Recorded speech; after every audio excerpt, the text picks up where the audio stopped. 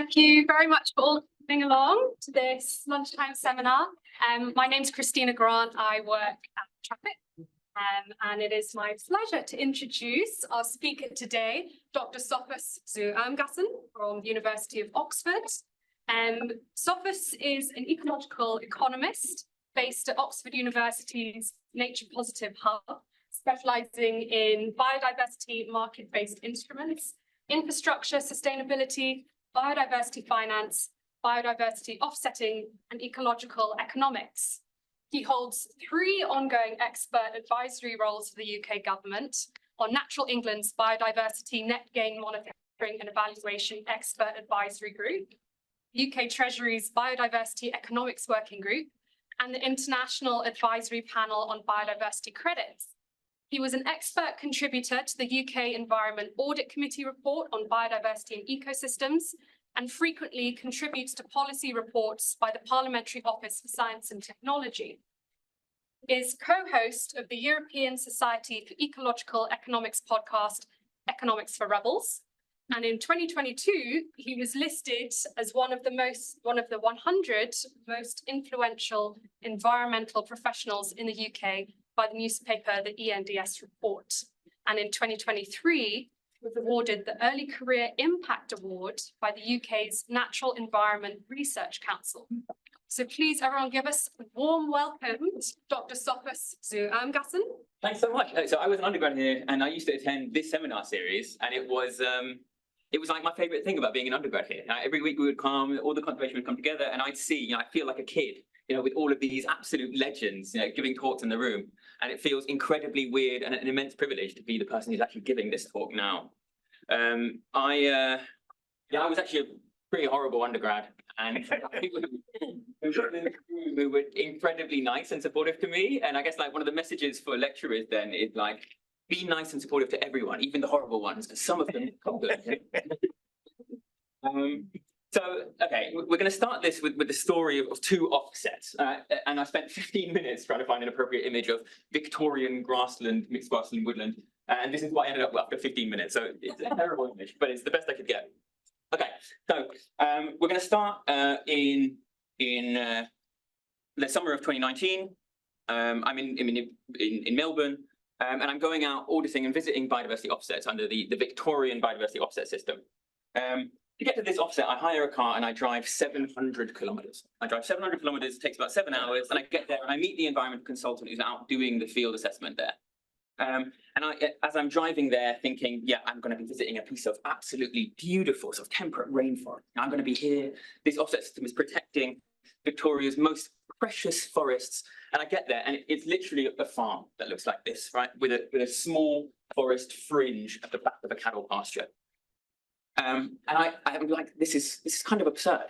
I've driven 700 kilometers to be here, and this is something I would find in a local park, And I'm sitting there out with a consultant who's out doing his ecological assessments, measuring the diameter of trees and things. And I'm like, I allude to the idea that this actually is pretty crappy. This doesn't look that great. And he's like, yeah, it will probably get a lot of powerful owl credits. And I'm like, it's really strange. What about this? Screams to me that this is going to be an amazing habitat for the powerful owl. And he's like, well, according to the government's modelled, essentially, species distribution models, powerful owls should be here somewhere. So this is going to get a lot of powerful owl credits. Now, contrast this with Chimney Meadows Nature Reserve, which is something I went to last year. It's a habitat bank produced for biodiversity net gain in England by BBOUT, the Wildlife Trust in Oxfordshire. And we arrived there. This is actually former agricultural land, former cropland that's been bought for the specific purpose of creating a habitat bank. We arrived late summer last year, and it's actually it's humming with life. It's the perfect example of an English nature reserve. A little bit of stream restoration through the reserve. You're getting a really beautiful, diverse mix of habitat types. This makes a real contribution to nature conservation. So these are biodiversity offset markets, which are essentially the largest category of current biodiversity finance mechanisms. And today I'm going to be talking about how we make nature markets work, or if we can make nature markets work. And my work is characterized by being it's not in any way methodologically innovative, right? My work is characterized by applying really just solid old, established conservation science to policy issues. And I just pay really close attention to what's happening in policy, and I apply decades of existing conservation science to these policy issues. And what we see is that, there's just so much loss of institutional learning, like so many things are lost over time. And so that's how I've developed my niche. There's very little academic innovation here, but applying conservation science to consistently emerging problems. Now, when it comes to nature markets, this is really a big story about the economics of intangible goods, right? It's a good, you're purchasing a commodity, a unit of biodiversity, but you can't touch it, you can't hold it. And as a result of this really quite basic premise, a lot of the kind of the aspect of Econ 101 just don't apply in nature markets. One of the ideas behind why markets are an efficient way of allocating resources is because a consumer can buy a commodity, see if they like it, and if they don't like it, they can go and buy a different one of the same type. There's something fundamental to the idea of interacting with your commodity, and then when you get potential competition within a given market, then people can compete to deliver you stuff that you really like at a lower price. That's the idea behind why markets are such an efficient allocation mechanism, efficient for stirring innovation. All of this breaks down in the context of intangible goods, where you can't feel the thing that you're buying. If you're buying a biodiversity outcome projected over 30 years, you can't feel it, you can't touch it, you can't apply your kind of consumer choice in the way you can in conventional markets. And so the quality of these things is 100% determined by the quality of the governance that underpins them. It's not fundamentally driven by consumer choice. And then nature markets are facing this consistent problem. Now, it's adverse selection. And a bit of my talk will be talking about essentially additionality and stuff, adverse selection, but I'm not going to focus on that too much because you have the world's center of expertise here, right? in 4C, working on understanding additionality. But adverse selection is this systemic feature to all essentially nature markets, right?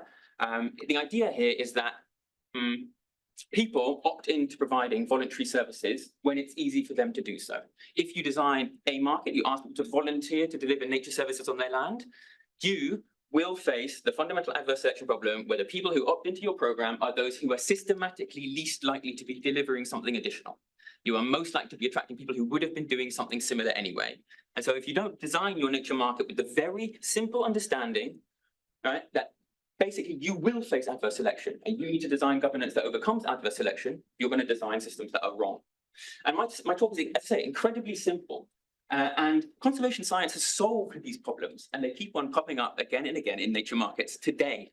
And financial instruments and I would say biodiversity-related asset classes that are founded in the last 2 years suffer systemically from failures to adhere to the conservation science for the last 50 years. My talk is going to center around some really simple questions. You're buying an intangible good, a unit of biodiversity. If you pay for it, is it real? Right? Does it represent something that's real? And we're going to focus on two things. One, is it additional? And the second thing is the specific commodity, the metric that you're buying, does it actually correlate with biodiversity at all? Is it a good proxy? Then we're going to talk about if you have bought the thing, right? Can anyone check if you're actually delivering it, or do anything about it if you're not? And we'll see that we haven't solved this problem in policy yet either. And then this is some recent work I've been doing. One of the absolute fundamental barriers to upscaling nature markets is, I think, a lot of conservationists misunderstanding the nature of the financial system. I think a lot of conservationists don't realize quite how profitable and low risk these investments need to be to attract mainstream investment. All right. So the big picture here is the classic global biodiversity funding gap. Numerous estimates have suggested that global biodiversity funding falls about 5 to 7 times below what's required to meet global biodiversity targets that are embedded in the GBF, for example. And this is just one of many of these kind of reports that try and quantify and talk about how we can address the global biodiversity funding gap. You can see that, like, one of the things that's actually neglected a lot in policy discussions, but is by far the most important part of the picture, right, is mitigating perverse subsidies. I don't address a lot of that in my work. I wish I did. I'm planning to do more because I actually see this as a systemic problem, and I'll get on to later in my talk why it actually affects these nature markets as well. But ultimately, this particular report and numerous others talk about the need to upscale private finance to meet this global biodiversity funding gap. And they talk about the most promising types, essentially being these conventional nature markets of biodiversity offsets, green financial products, natural infrastructure, carbon markets, etc. That's what it looks like at a global level. To really quickly summarize what it looks like at the UK level, right? We've got an interlocked set of nature market related institutions. You've got biodiversity net gain as of February 2024, woodland carbon code, nutrient neutrality. So basically 3 main nature markets that are sort of widely or either on the cusp of being operationalized or currently being operationalized. You've got other small little instruments, bit of natural flood management, supposedly biodiversity credits, although I haven't actually seen any that have been sold in the UK. What does the actual, public spending on biodiversity look like in the UK? Well, we spend about 0.03% of GDP on conservation, 0.03%. We used the Biofin database a few years ago, so this is really out of date, to show how the UK actually compares internationally. The Biofin database is a kind of standardized way of tracking national biodiversity spending by governments.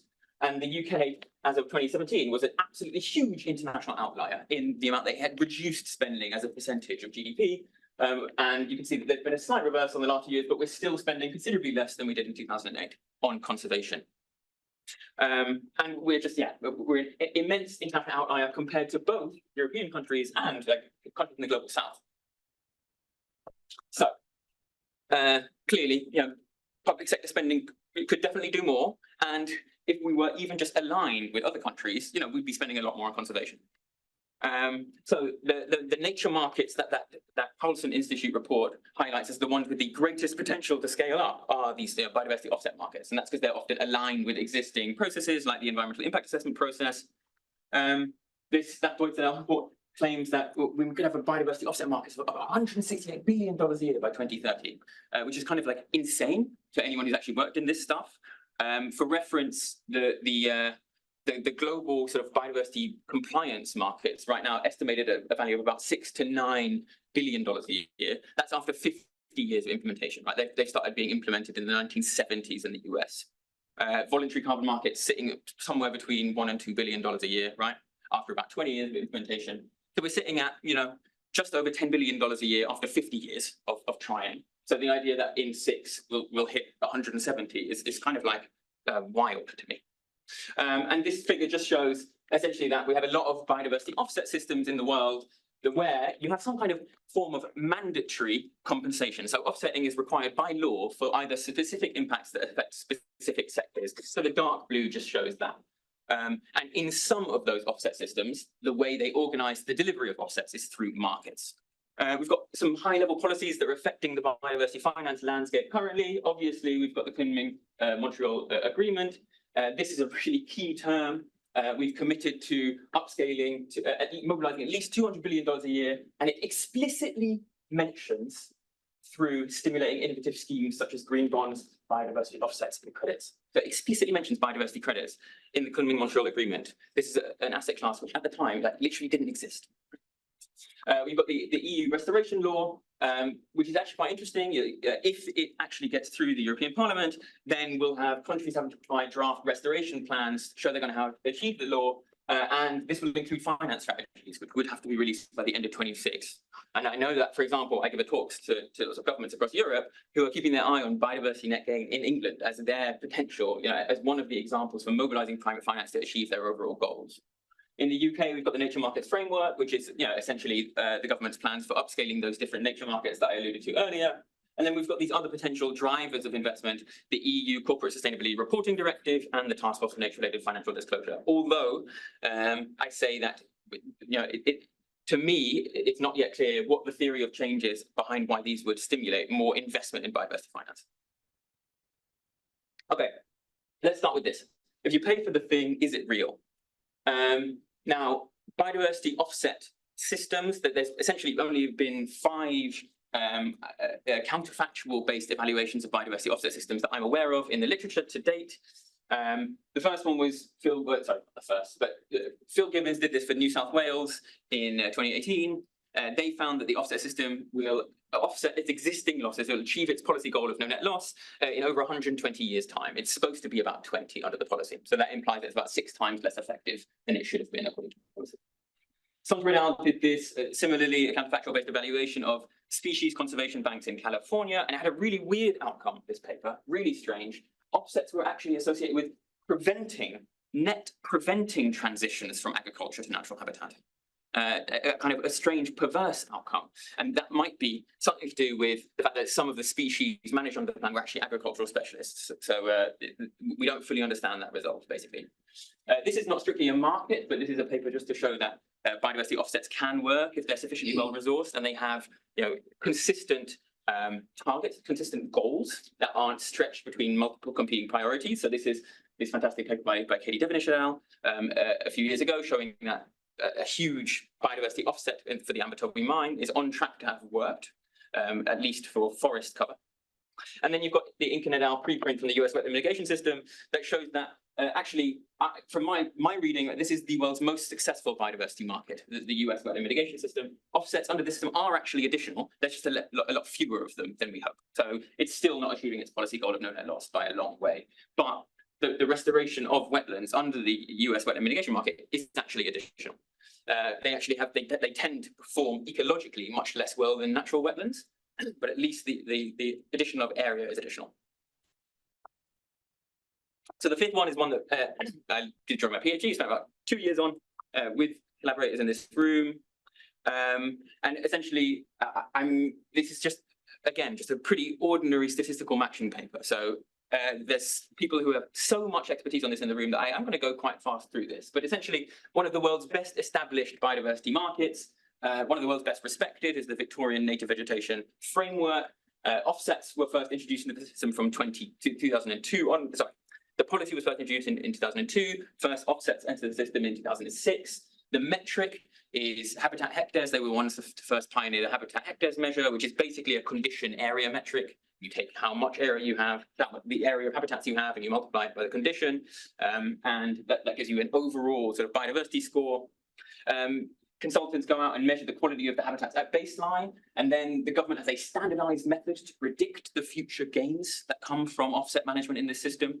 And you get gains from various different mechanisms. Some are like for conservation, for maintaining the state of the land, which it infers essentially protects you from threats. And then you get other points for active restoration beyond just keeping it stable, and that's considered improvement gains. That would be synonymous with kind of restoration. So it's a kind of a mixture. You get credits for a mixture of avoided loss and restoration of the system, and it's a market. So essentially, people who clear native vegetation can buy these units from landholders who are protecting existing native vegetation on their land.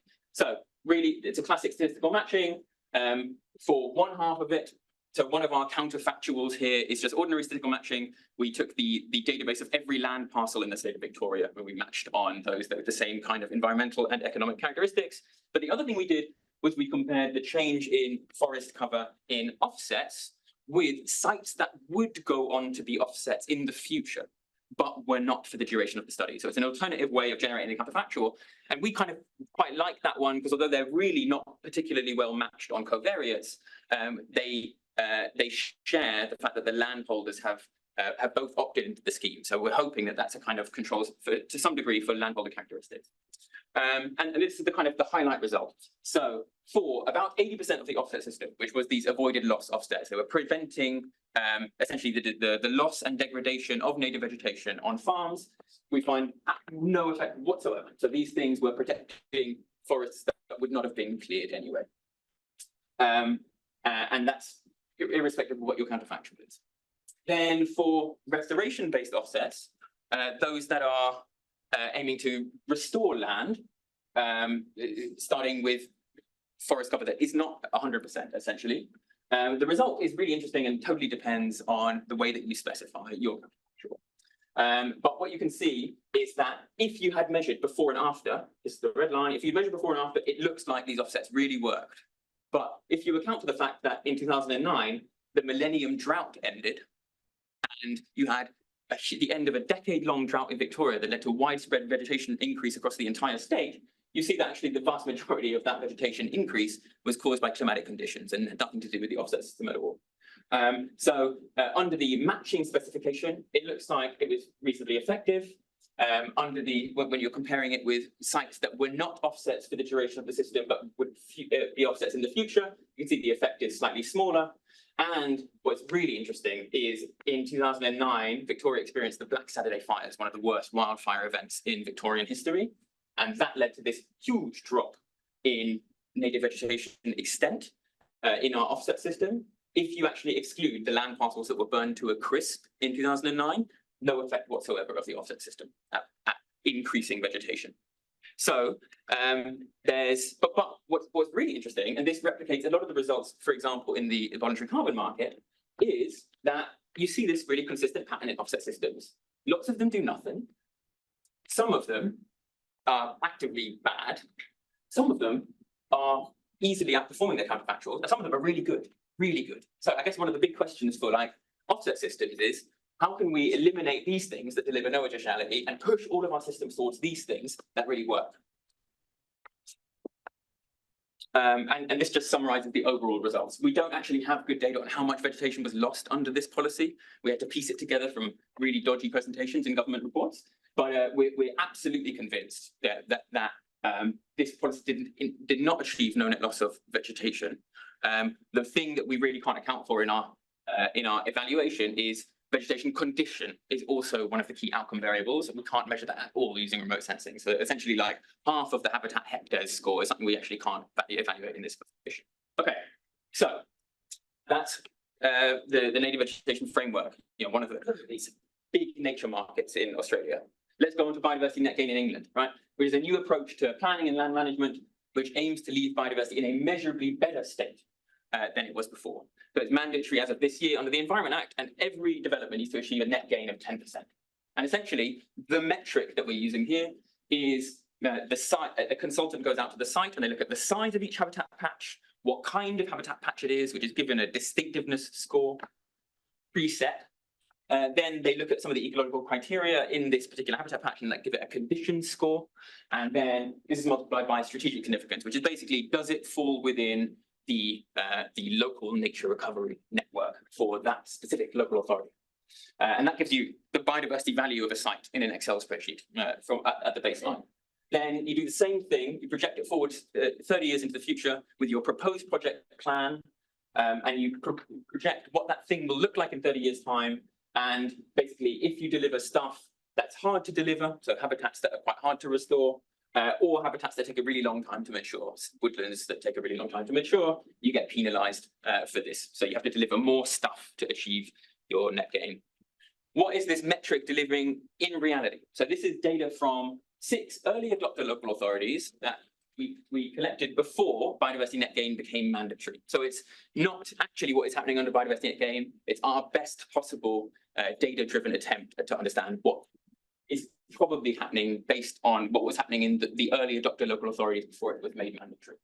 And basically, this bit shows you the area of different habitats under net gain, but like before and after.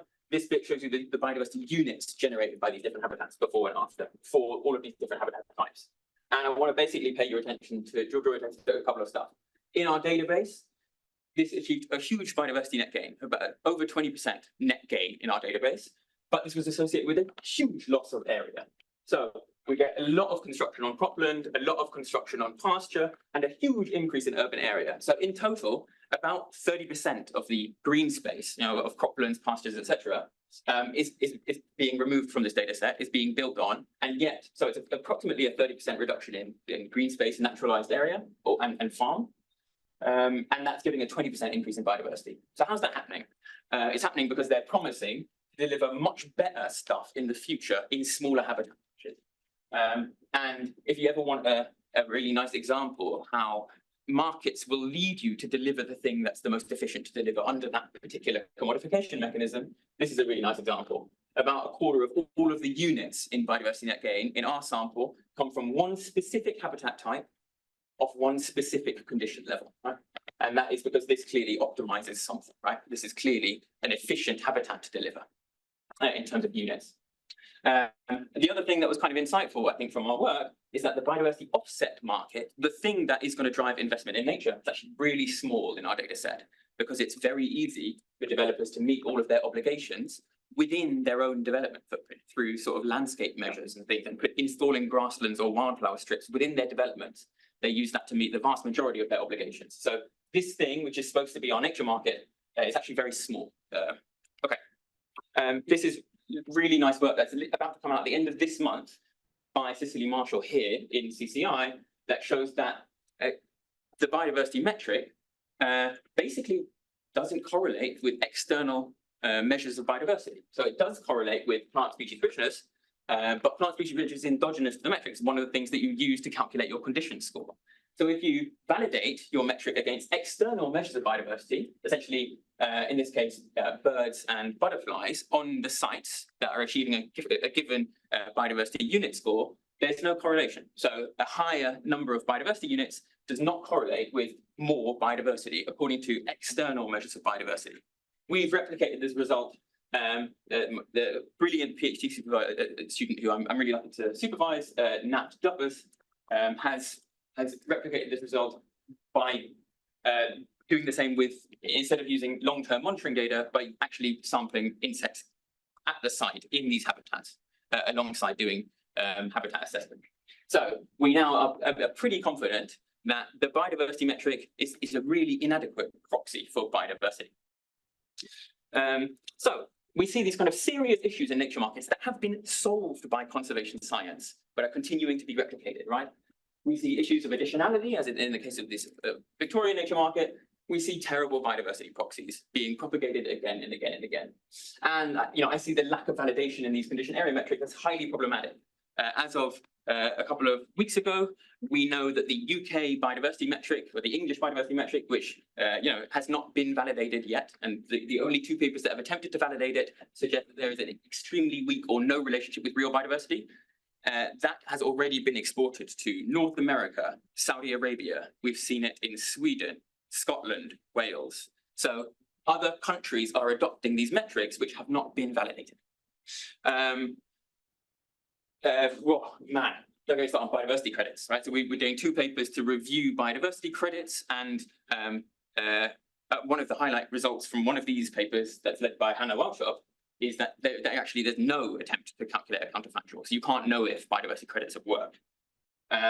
So if your proxy isn't validated, it's a really big risk, because markets will give you exactly what you incentivize them to. And if the thing that you're incentivizing them to deliver doesn't correlate with real world biodiversity, you're not getting real world biodiversity, right?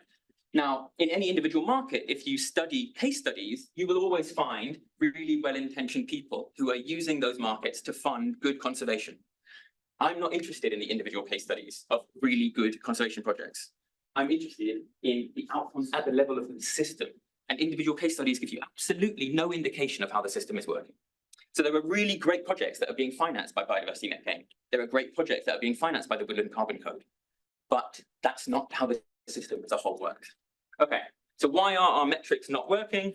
Well, for me, it's because of these tensions between the ease of use and realism, right? The ease of use is fundamental constraint. Everyone needs, basically consultants with no prior training have to be able to use these markets for them to be operationalized, but this means that they just lose all of their ecological realism. So every time I give this talk, people are like, don't let the perfect be the enemy of the good.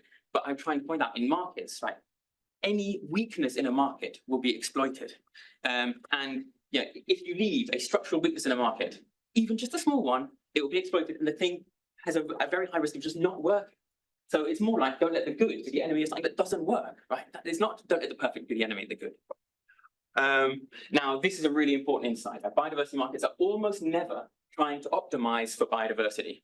They are nearly always trying to achieve other competing political objectives. So take biodiversity net gain. You'd think in the name it's a biodiversity policy. If you actually read the government guidance on biodiversity net gain, you'll see that its primary aim is to streamline the planning system alongside increasing access to green space for urban residents and to deliver an increase in biodiversity. So it's optimizing for three things that potentially trade off. It's not just delivering biodiversity. And this is symptomatic of, I'd say, most regulated and mandatory nature markets that I know of, all mandatory regulated nature markets that I'm aware of. Okay. Tom and I and others from Proxy have been thinking about how you can actually deliver scientifically credible nature-based credits. There's a lot in this. Tom gave a talk that alluded to a lot of these issues only a few weeks ago in CCI, and I'm not going to cover all of it, but what I will say is by far the credit that I'm most confident is real is the one that's already been delivered.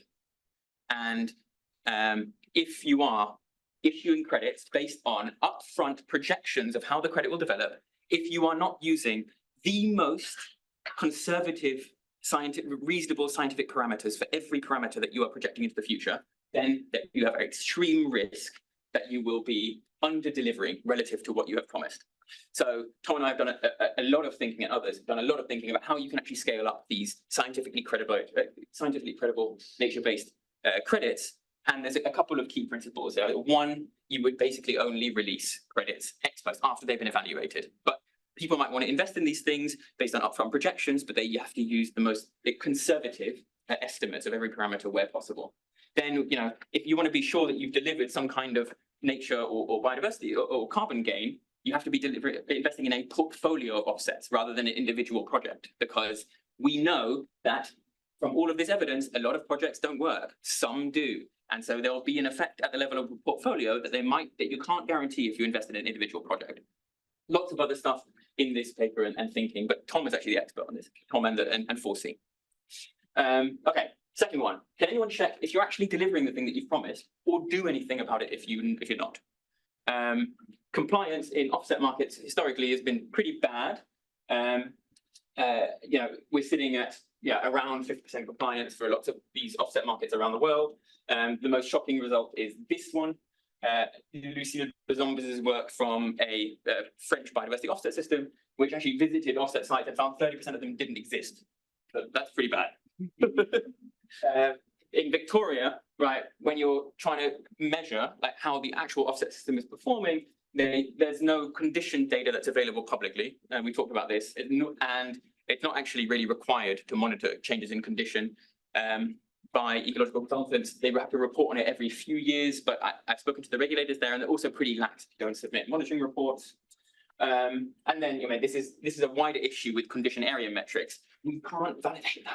You can't measure them from space, and therefore we really can't know if they're working. But you can't measure vegetation condition without doing site assessments. So if you're designing an entire nature market system that relies on a metric, and the only way you can validate that metric is through site assessments, you've got to think really, really carefully about how you can actually operationalize that without serious ground truthing. Now, biodiversity net gain. We wrote this paper in 2021, highlighting huge governance challenges with biodiversity net gain. In short, the governance of the offset network looks pretty good. There's at least a biodiversity credit register. They have to report on stuff relatively frequently. They put some thought into the creation of legal mechanisms to ensure that this stuff is actually delivered.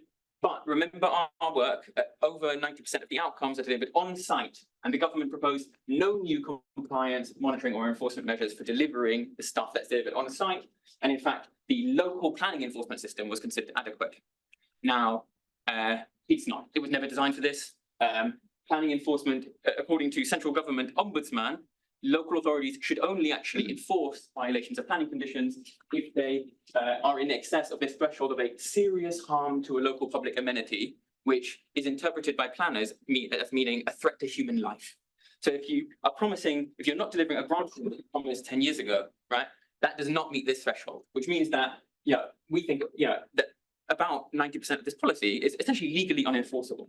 How consequential is this? Well, basically what we've done is we've taken our data set and we've looked at all of the units that are being delivered within habitats in the future at condition levels that are in excess of what was there at the start. So it's anything that's being delivered that's in excess of what was there at the start that is promised in the future. And we think that a quarter of all of the biodiversity units of the policy fall in this governance gap of being legally unenforceable. So that's a big problem. That means a quarter of your market literally has a very high risk of not existing, and you can't do anything about it, even if it doesn't work. Okay. Now, the biodiversity net gain register, which has just been launched, contains no shape files. It does not tell you the units that are on each habitat bank. It gives you this. It just tells you which habitats are there and how big they are. And there's no monitoring data. So after 50 years of nature market development and a shiny, brand new nature market, this is the monitoring data we've been given. Yeah, I mean, you'd really hope, that after 50 years, this seems like a lesson that we'd have learned, but nope. Okay, so compliance in nature markets. Yeah, what I'm saying, I've talked about biodiversity again, but all I'm here to say is these compliance issues are found systematically across nature markets. They've been found in North American offset systems by Seb Tice. In Australia, really nice work by Megan Evans has shown this. That Bazombe study that I talked about earlier, this is in the French system, which is not actually a market. And then in environmental impact bonds, right? So, another potential financial mechanism for investing in nature. Although Ben Thompson went through the actual key performance indicators in a sample of environmental impact bonds and found that they are unhinged from what any conservationist would consider an actual biodiversity outcome.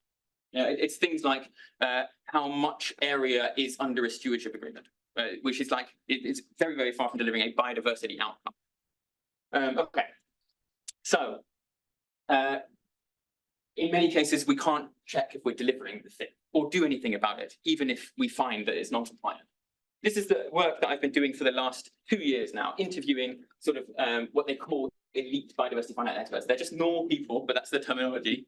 And in 3 focus groups across Europe, and then a lot of interview data, inductive thematic analysis of this interview data to understand the opportunities and challenges to upscaling private investment in conservation across Europe, defined here as the UK and the EU, which have fundamentally different policy landscapes.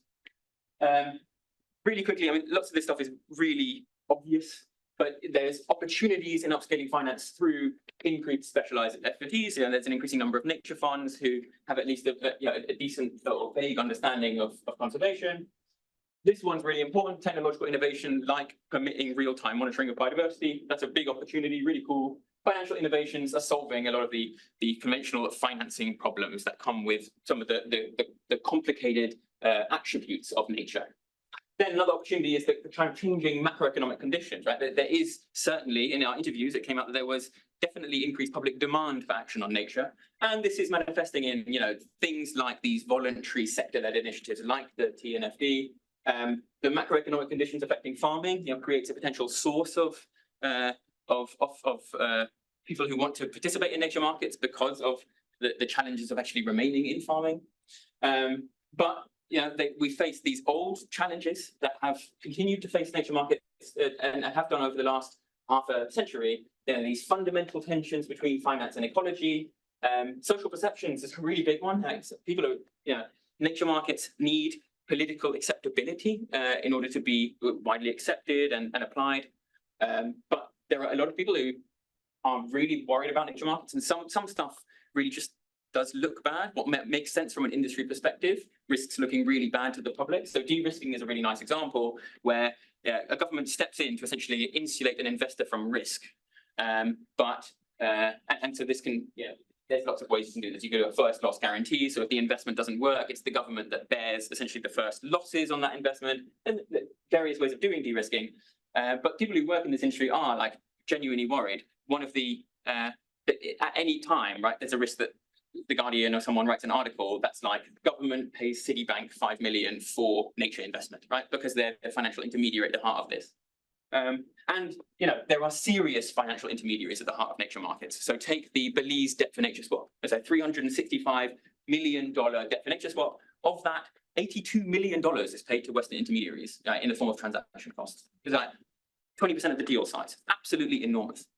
So these kind of challenges, but the main challenge is that people don't realize how profitable these investments have to be to attract mainstream investments. So Caroline Flammer et al. Did this paper recently where they went through the deals that were essentially conducted by a biodiversity-focused private equity firm. And they found that the deals had to have a mean internal rate of return of 15% in order to attract investment, or 12% if the government essentially de-risked them. It's still incredibly profitable, right? And these are just a number of quotes that demonstrate this. This is from one of the world's the heads of one of the world's private sector nature-based investment funds. I consider us very low, very risk-tolerant investors, very in the grand scheme of things. We're looking at things that others definitely wouldn't look at. But even for us, it's just not clear where the revenues are going to come from. or a really cool policymaker from somewhere in the EU. They just have easier ways of making money. And we did this paper with a former banker turned absolutely amazing scholar, Katie Kedwood at UCL, looking at these kind of fundamental tensions between the needs of mainstream institutional finance and essentially nature. And there's just a number of things that are, some of which are reconcilable through forms of financial innovation, through better technology, but some of which are fundamentally political. And it's really unclear whether or not these things can be resolved to enable these markets to kind of scale up. So just like a little taster, right? For big institutional investors, you want low transaction costs and huge transaction sizes. Whereas conservation, is mostly you want high transaction costs because you want to be able to monitor the thing, and that's expensive. And most conservation projects are rather small. So then you have to design some kind of financial intervention like aggregation that aggregates a bunch of smaller conservation projects together, but that comes with systemic risk. So there's a whole lot of potential conflicts between finance and ecology, and resolving them is actually just not straightforward. Now, the final, I think, really interesting theme that came out of these interviews is we found that public policy is both the enabler and destroyer of these nature markets. So one of these key themes was really interesting tensions between accessing land, essentially unlocking land for participation in nature markets, and other public policies preventing the enrollment of land into nature markets. So the main one is these nature markets won't upscale, essentially, according to our interviewees, without addressing the agricultural subsidy system, which is a permanent subsidy for its main competition for land. And it's a subsidy may not even be particularly profitable, but at least it generates long-term stable revenues. And so nature markets need to be able to provide an alternative that outcompetes direct subsidy through farming subsidies. And that means, in one hand, the state giveth, and on the other, it taketh away. In some cases, public policy actually prevents public land purchase. So even if they want to fund conservation projects that buy land and manage it, they actually are prevented from providing public money for that particular conservation project because it involves land purchase. There's this interesting kind of disconnect. Investors say they won't invest in these sectors until their risk is very low. And so they want essentially government to de-risk these investments. At the same time, partly to protect them from the risks imposed by government, which is political and regulatory uncertainty. So again, these fundamental tensions within government. Policy coordination came out as a big one as well. Very interesting. So competition between nature markets and even just ordinary grants. So in a number of really interesting case studies, we've come across projects that did everything, all of their due diligence, did everything to sell carbon credits. And the last minute, they actually just found a source of non-return seeking grant money that just plucked the project out of the supply. So better coordination between what types of projects should be financed by private finance versus those that should be financed by public finance. If you want an example of these kind of inherent trade-offs within government policy, biodiversity net gain is a really nice example for it wants to generate demand for these biodiversity units whilst not imposing costs on developers, right? So as I said, the market is rather small, and that's because the metric has been designed, and one of its unintended consequences is that big developers, the big circles, can meet all of their liabilities within their developments. And so the costs of net gain only imposed on small developers that don't have the land to play with. So there's this potentially interesting equity dimension, right? Simultaneously, they want to create a nature market, but it's sufficiently flexible that they don't want to impose costs on large housing developers, right? Very interesting. One of the fundamental conclusions of this interview work, I think, is that I'm concluding that in all of these high-level reports, this idea that we need to upscale private finance and that private finance is somehow distinct from public finance, I really think that's wrong. I think it misidentifies that private finance is an extension of public policy. If we want these nature markets to upscale, governments need to create the market, govern them to ensure they work because they're intangible goods, like I talked about earlier, and then even subsidize investors to even participate in them. How is that not public policy, right? That's all of that falls on the state. My argument is that private investment in conservation is actually completely an extension of public policy. One of the things that I'm kind of obsessed with, I'll probably spend the next couple of decades trying to find out is this solution actually more efficient, cost effective, or cheaper to the state, or scalable than direct public investment? I'm not at all sure that that's true. And so a question then for me, right, is are nature markets actually just the performance of the illusion of keeping conservation off the public budget? Okay, so final slide. To make nature markets work in the 21st century, we're going to make sure the thing that you're buying is real, and ideally, it uses real data and not an Excel spreadsheet based on projections. In practice, I really like the idea of credit systems that where credits are only released ex post, understanding the difficulties in attracting finance if you design your system this way. And it's absolutely essential that if your market is based on a proxy, you test that proxy. And amazingly, we don't do that yet. Make sure if these systems don't deliver the biodiversity commodity that they claim they're delivering, that we can check it, right? So that means we at least have the most rudimentary basic monitoring to flag areas of high risk of non-compliance. Maybe, if these are condition-based metrics that you can't measure from space, then you have to build in some kind of field visits. Otherwise, these things literally can't be validated. We need a metric that can actually be checked, right? That can actually be validated and checked. In the case of biodiversity net gain or the Australian regulators, we need a regulator that's sufficiently staffed so that they can actually do their job of checking. And you need to make sure that even if you detect non-compliance, you can do something about it, and it doesn't fall within a gap in the planning system. That means you can't even do anything about it, right? And then the last question is it very profitable? And the way that we can make these things very profitable, I think, would be to have a regulatory driver of demand, right? So that it's not just voluntary, something that Tom and I talked about in the context of a voluntary carbon market. And then you need really good governance to ensure that only high quality projects enter these markets, which attract a high price. And that means that these projects can't be undercut by rubbish. And a really tricky political economy question is we need to make sure that these markets, that governments remain supportive even when they start becoming expensive, even when it starts becoming an economic constraint. And I'm not at all sure that this has ever been done.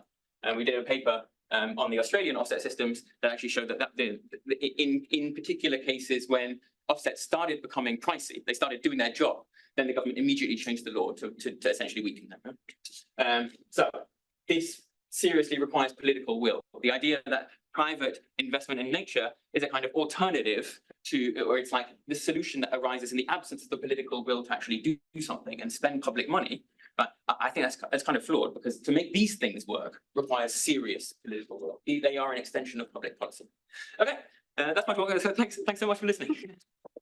Over to anyone with a question. Yes, please.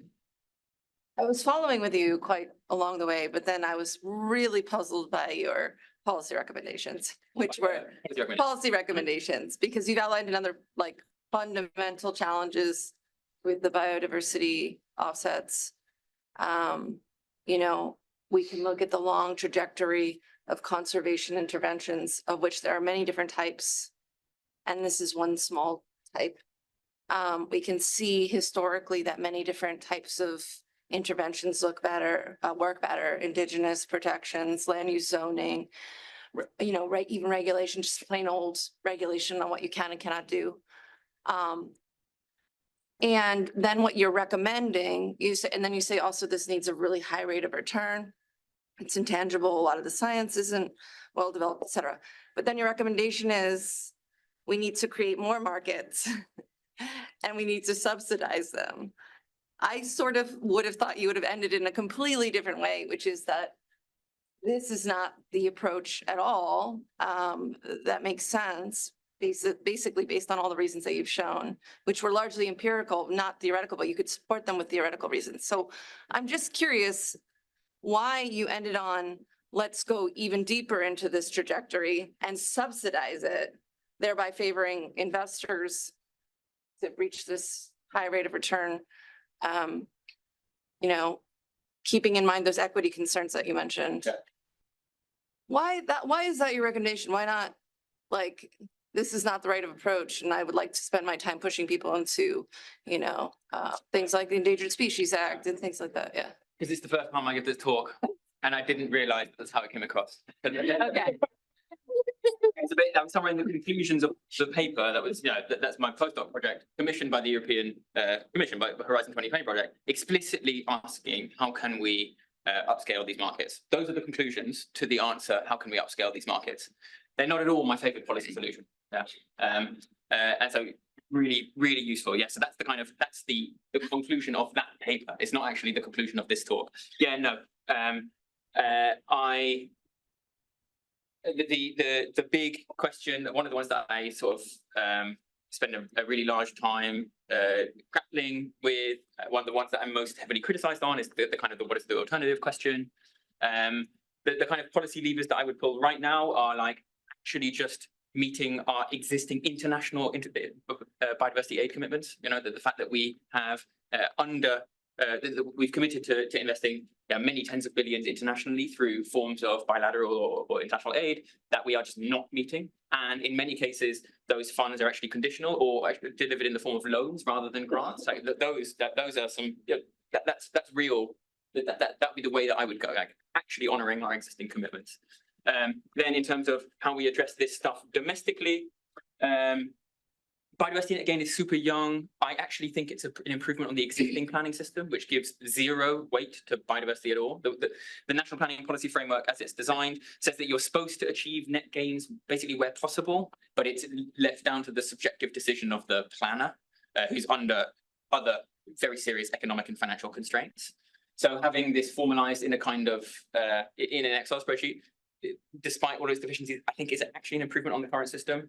And then I think we'll spend the next several decades trying to make it good. And then I'm a strong advocate for other forms of direct regulation, including staggered direct regulation over time to eliminate harm from these infrastructure systems as the policy solution. But remember these nature markets arise under the perception that there's no political will, and so we need to do something. And so these are the solution, without the recognition that these things require serious political will to work as well. Yeah. Just please. Thanks, Sophus.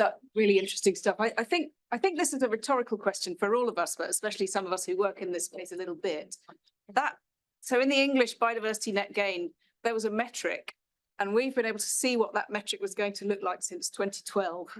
So we've had more than 10 years to try and validate it, and we haven't. We all started doing that post 2020. So why? Why did we not take the opportunity that we were given to try and validate it before it became? Because I don't think conservationists were the primary concern for the design of the metric. This metric was designed heavily through consultation with industry, and remember its primary aim, and you'll see this terminology in the design of any metric, it has to be practical yet science-based. Without recognizing that I've not yet found a incredibly practical metric that's also science-based, except remote sensing data, right? Where you can design systems like 4C is doing, where you can put a polygon into an impact evaluation, get the most scientifically credible estimate with zero transaction costs because somebody's done all that for you. And that's based on remote sensing data, real data. That is gold standard. That's amazing. But in these site-based biodiversity metrics, they're not designed explicitly to be good reflections of biodiversity. That's just one of their sub-goals. Their main goal, right, is to be easily applied with the existing resourcing of the planning system, to be easily applied by environmental consultants. So yeah, I mean, but we've engaged in this process, but I don't actually think this metric was designed with conservationists in mind. Yes, please. No, please. Hello. Great presentation. Thank you. And have you ever considered that maybe biodiversity markets are more applicable for some sectors than the others? For instance, you mentioned agriculture, there are conflict, but maybe, I don't know, renewable energy or energy sector might be better suited for this kind of markets. Definitely. Yeah, really good question. I mean, traditionally, the ones that have been done in Australia, it's for clearance of native vegetation, and they tend to be avoided loss systems, and they tend to have been really ineffective. But the biodiversity net gain is for new development, so it's that there's an existing set of governments and regulations that governs that. It's a small modification to existing processes to be able to implement the biodiversity net gain process. It's just a small modification to the environmental impact assessment process. That's why I think it's been so successful. It actually requires relatively little work to modify existing processes to apply this stuff to infrastructure. So I would definitely agree with that. Farming, I'm in no way an expert on how a sort of market-based agro-environment would work. I assume it's much more complicated than when you're working with the direct sort of operational land use change caused by infrastructure projects. That will definitely apply in certain contexts, yeah. Renewables, I haven't given much thought to. And I don't have in my head, I haven't thought through a kind of systematic typology of when they do work and when they don't work, or when they could work and when they can't work, in terms of which sectors, sorry. Yes, please. You're absolutely right. As a program designer or a project designer, we have so many ways to exploit the system. Like I can't even start. I can go on for ages.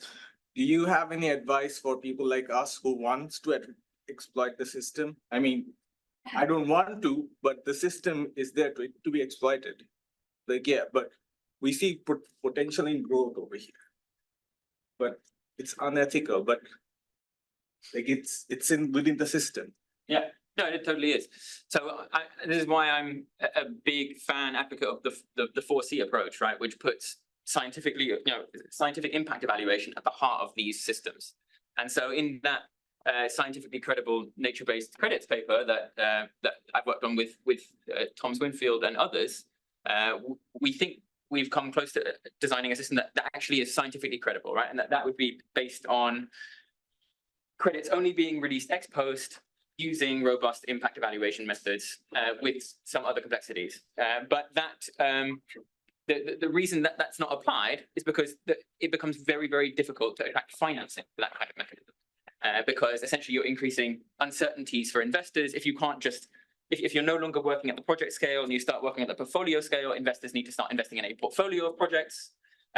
If you are investing, but you're not sure that your project will work, which is how it should be, because we know that's how it really works, but that's not how existing systems are currently designed, which work on the assumption that it will work, essentially.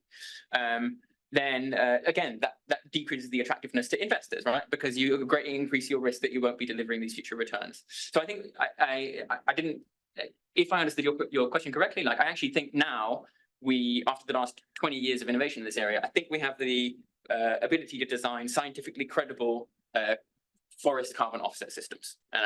And with biodiversity, it becomes a lot more complex because of these proxy and measurement issues as well. And because of the real challenge in developing a credible counterfactual for biodiversity data, which I've only ever seen done once, which is Hannah Welchup's work. Yes, please. Sorry, we've got time for probably one more question. I'm keen for online people to have a chance to ask them. So this is a question and a comment from Joe Millard. He says, thanks, Sophus, great talk. Quick question. If the intent of biodiversity net gain is to optimize some specific measure of biodiversity, why not make that the measure? A metric aggregated from the metrics feels like it will inevitably have low correlation with its component parts. Oh yeah, okay. Okay. So I think what Joe's asking is you're using a dodgy aggregate indicator based on various Excel inputs, and aggregate indicators do suffer from this issue where you're trying to optimize across a bunch of different inputs. And so I think he's asking, is there a given outcome variable that you can use, one single outcome variable that you can use instead? I don't know the answer. The PhD student who I co-supervise, Nat, is doing work with eDNA, which is a direct project-based measure of biodiversity, which I think has potential in this context, but you've really got to think stuff through because of some of the limitations of eDNA data.